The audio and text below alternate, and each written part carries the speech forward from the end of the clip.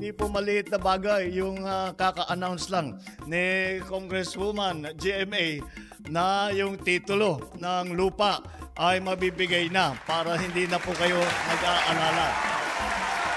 Itong sitwasyon po ninyo ay talaga ang kailangan natin tulungan ang inyong hanap buhay sa pagsasaka. Napakahalaga nito dahil pagka kayo'y nagsasaka, hindi po kayo nagpapakain lamang ng sarili ninyo at saka ng pamilya ninyo. Yung sinasaka ninyo, yung tinatanim ninyo, yung inaani ninyo ay kasama po yan sa pagpakain ng lahat ng mga Pilipino. Marami na po ng mga traktor, mga harvester na gano'n. Ngunit kahit papano, hindi talaga mawawala yung kalabaw sa pagsasaka natin. Ngunit hindi lang po ito po ay bahagi lamang ng aming mahabaang programa. Patuloy po kung ano yung pangangailangan po na makakapagpaganda. Magbadala ng kaunting ginhawa at hindi nyo na inaalala kung paano nyo pinapakain ang inyong pamilya. Paano kayo maghahanap buhay? Paano kayo magkakaroon ng kaunting kita? Yan po ang aming pangarap na maiabot ninyo yung ganong klaseng ginhawa sa inyong buhay. At nandito po ang pamahalaan. Pagka meron kayong pangangailangan, huwag kayong magdadalawang isip na humingi. At hindi ito po ang aming ginagawa. Sinasabi ko nga, huwag na kayong mag-thank you. Dahil trabaho talaga namin ito. Kaya ipera ninyo ito. Kaya binabalik lang namin sa inyo ito.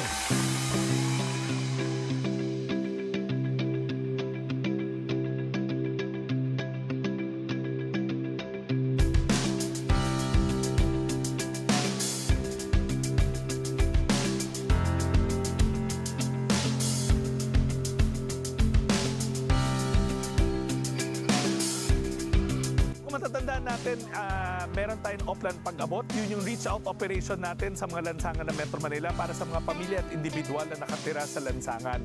Pero ang bahagi ng programa natin is maalis natin sila sa lansangan para hindi sila naaabuso, na e-exploit. So bakit ba natin ginagawa to?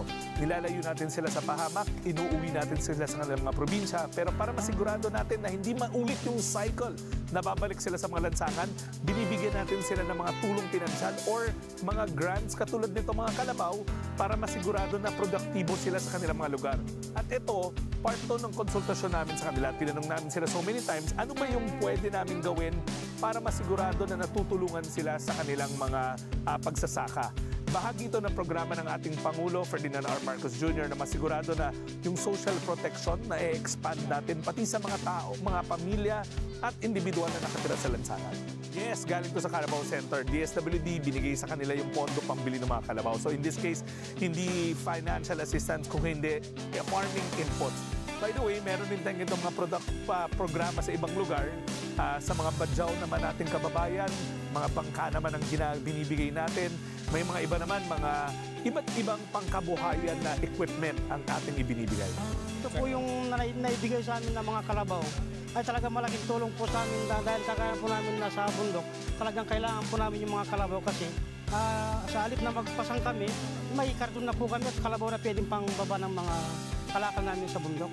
Talagang ramdam po namin yun kasi hindi lamang po yung mga kalabaw, pati nga po yung mga anak namin na kasalukuyan po ngayon nag-aaral ay tinutulungan po ng gobyerno natin.